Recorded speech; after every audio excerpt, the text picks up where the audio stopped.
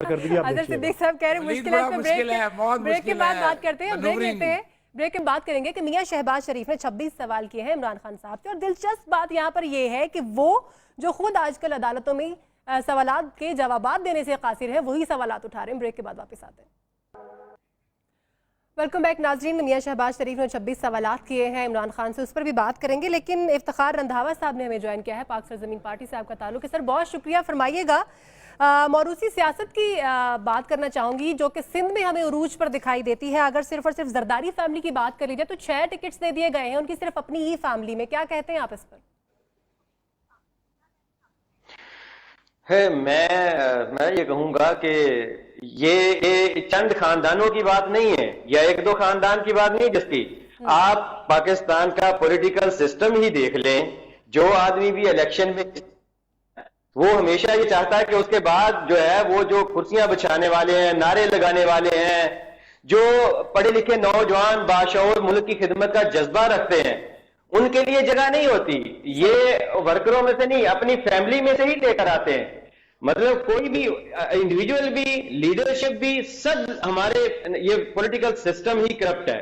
ये आम आदमी को नए सिरे से उसमें दाखिल ही नहीं होने देता। मैं आपको थोड़ी सी इसकी बताता हूं। आप देखें कि 350 के करीब पॉलिटिकल पार्टीज थी जो इलेक्शन कमीशन में दर्ज थी। जब उनको ये कहा गया कि 2000 वर्कर और 2 लाख रुपया फीस जो है वहां जमा कराओ, तो आधी से ज्यादा पार्टी वहीं कट गई। और उसके बाद ये जो इलेक्शन में 20,000 फीस और 30,000 फीस रखी गई। मेरे तो यहाँ जो है नॉर्मल वेज है वो मेरे जो सूबे में बैठा हूं वहां 17,000 से ज्यादा नहीं है। वो 20,000 फीस कैसे भर सकता है जो इलेक्शन में हिस्सा लेना चाहेगा? बिल्कुल वो कैसे ले सकता है? यहीं पर उन लोगों को रोक दिया गया है। अब आ जाए कि ये जो फॉर्म है, अब आपने जो बात पूछी मोर्सी सियासत की या दीगर जो भी मसाइल इस वक्त पाकिस्तान में सर उठाए खड़े हैं, मैं कहता हूं कि जो इस वक्त फॉर्म नॉमिनेशन फॉर्म है और उसमें जो 7 एफिडेविट लगाया है, मैं कहता हूं आइन और जो इलेक्शन एक्ट है और जो सवाल उस फॉर्म में पूछे गए हैं, मैं कहता हूं जिसने भी ये बैठ के बनाया बड़ा ही सोच समझ के बनाया। अब मसला ये है कि धड़ल्ले से कौन है जो इस पर अमल करवाता है। यहीं पर हर चीज को रोका जा सकता है। पढ़े लिखे और नया खून काम करने वाले लोग, करप्ट लोगों को यही स्टाफ लगाया जा सकता है। ये ऐसा फॉर्म तैयार किया है। तो अगर लेकिन करेगा कौन करेगा? सिर्फ दावे बातें इनसे नहीं होगा, ये प्रैक्टिकली करना होगा। छोटी सी चीज है आपके पास है। तो आज भी जैसे स्क्रूटनी हुई है, हम टीवी पे देख रहे थे, लोगों ने कैसे, मैं कहता हूँ बड़े बड़े लीडरों ने कैसे जाली फॉर्म भरे हुए अगर ये फॉर्म ना आता करते आए हैं, तो यहाँ इनको रोका जा सकता है। यहाँ इनको रोका जा सकता सुप्रीम है। कोर्ट की तरफ से देखिए सुमारा, अगर सुप्रीम कोर्ट की तरफ से ये एफिडेविट ना आता तो आप देख लें कि पिछले 2013 के इलेक्शन में 26,000 लोगों ने जो फॉर्म दाखिल किए थे, इस दफा आप देख लें कि 14,500 15,000 के करीब है। 10,000 जो है ना वो कम है जिन लोगों ने अप्लाई किया है। तो ये एक बड़ी बात है कि ये परफॉर्मा जो दिया गया है एफिडेविट, लोग भाग गए हैं। कभी बताना पड़ेगा कि हमारे असासे क्या हैं। लेकिन यहाँ पर मेरा सवाल अजहर सिद्दीक साहब से ये भी बनता है इत्तिशाम साहब कि अगर एफिडेविट साथ में लगा भी दिया गया है तो ऐसा कैसे हो सकता है कि एक डेट आपको दी गई है, उसके ऊपर आपने अपने कागजात नामजदगी जमा करवाने हैं, एफिडेविट उसके साथ है, अभी उसकी स्क्रूटनी की डेट आपको 4 दिन के बाद की मिलती है और आपकी फाइनल लिस्ट जो है वो शाम को ही लग जाती है। तो ये कौन सा स्क्रूटनी का अमल हो रहा है? देखिए मैं एक बता दूं आपको, ये बात बड़ी रेलेवेंट आपने कही है। अभी ये बेसिकली ये जो कहना ना, ये नॉमिनेशन पेपर जिन्होंने जमा करवाए हैं ना, ये सारे वहां डाल दिए, सिर्फ नाम नहीं डालना। ये वतन पार्टी का केस और मैं पिछले 2013 से लगाऊं कि सारा डेटा डालें, जितने लोगों ने कागजात दाखिल कराए हैं। टैक्स डिफॉल्ट की कोई लिस्ट है, पीटीआई ने अभी तक, हमारी सियासी बातों किसी ने कुछ नहीं किया। ड्यूल नेशनलिटी, इनमें से कैसे पता लगेगा कौन है?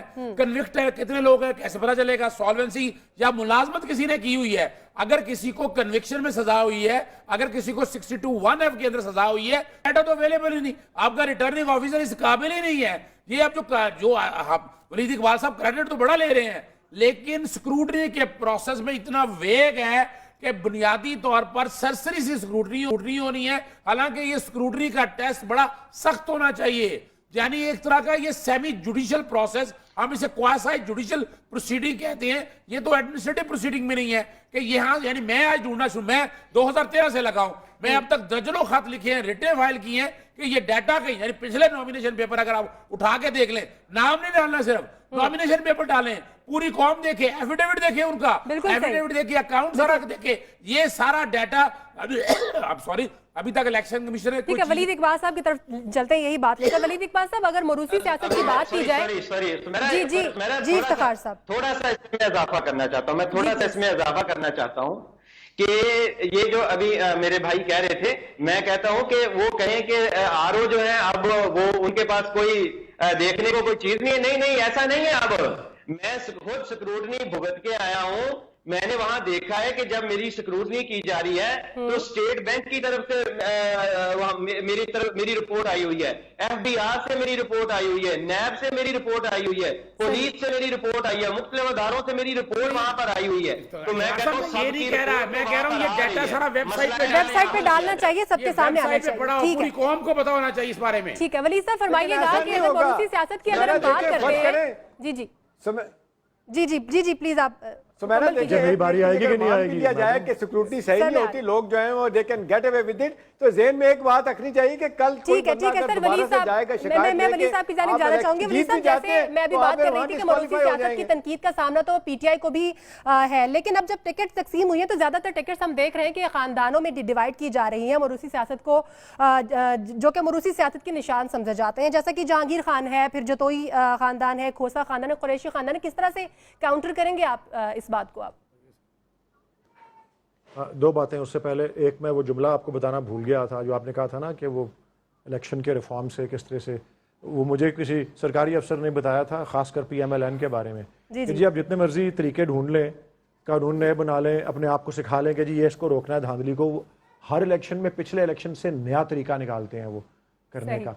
जिस तरह अब पहले जो भी था, वो जब 2015 में NA 122 का इलेक्शन हुआ, बाई इलेक्शन अयाज सादिक साहब का, तो वो वोटर लिस्ट वाला काम, वोटर्स इन और वोटर्स आउट जिस तरह उन्होंने किए, वो एक नया तरीका था। और पता नहीं अगली बार क्या तरह नया तरीका, एक ये ठीक है, दूसरा ये अब ये ठीक कहा गया था। ठीक है, इसका मतलब है फिर हम इस बात को सही समझे कि जो बगावत की जा रही है उसमें नया तरीका इस्तेमाल किया जा रहा है। ठीक है, मैं अपने सारे मेहमानों का शुक्रिया अदा करना चाहती हूँ, सिद्दीक साहब, वलीद इकबाल साहब, इफ्तिखार रंधावा साहब, एहतशामुल हक साहब, सुमैरा मिर्जा को इजाजत दीजिए, अपना ख्याल रखिएगा।